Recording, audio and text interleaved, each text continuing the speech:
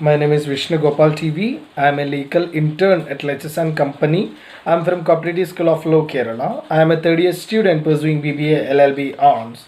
So today's topic for this video is difference between tort and contract. And the purpose of this video is to analyze the difference between tort and contract. So we know that Fraser has given a definition for the word tort.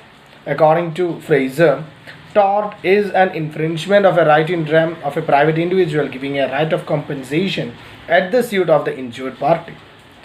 Pollock has given a definition for contract. So according to Pollock, contract means every agreement and promise enforceable at law. So here there is a need to analyze regarding the general differences between tort and contract. So in contract there must be always the existence of privity of contract between the parties, and the parties must be legally bound to each other. In tort, no privity is existing, and that is the harm may be or may always be inflicted against the will of the other party. Breach of contract results from the breach of a duty undertaken by the parties themselves to the agreement. The violation of which is known as breach of contract is made by the parties with their free consent. But in case of tort, it's not like that. The breach of duty which are undertaken by the parties themselves but which are imposed by law.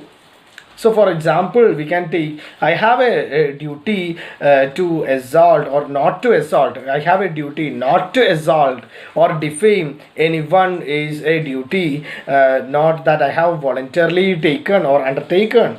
But the law imposes such duties on me or on every man and every member of the society. So in a contract, the duty is based on privity of contract, and each party have a duty only to other contracting parties. So for example, if A and B made a contract, A's duty is towards B and B only. So similarly, B's duty is towards A and A only.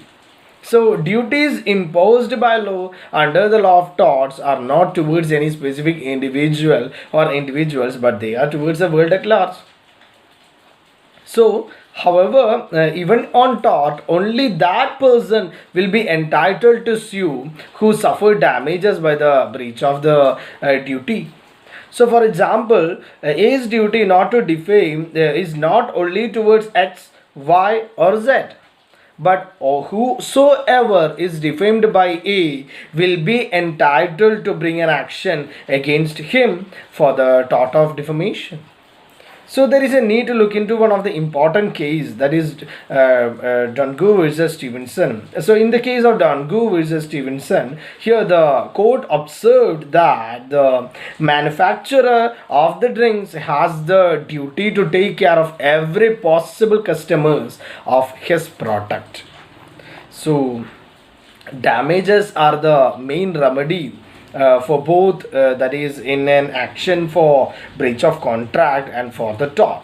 So in a breach of contract, the remedy may be liquidated damages, and in case of tort, that is the remedy is unliquidated damages.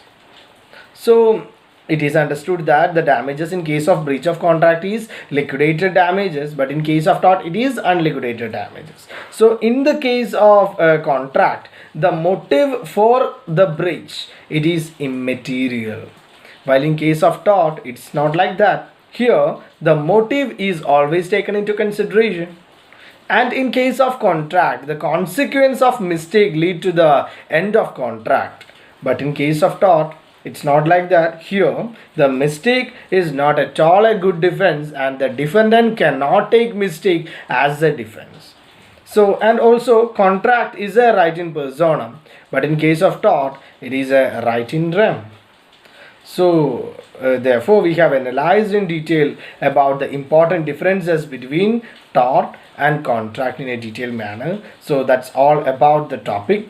So you can like, subscribe and comment on my video. Do like and subscribe our YouTube channel Let's Click, Please give me a feedback regarding this video, and if you have any questions relating to this video, you may please mention that question in the comment box, and I will be replying as soon as possible. And this video does not solicit any types of promotion or advertisement as per the guidelines of Bar Council of India, and the sole purpose of this video is for educational purposes only. So by saying these words, I am concluding. Thank you.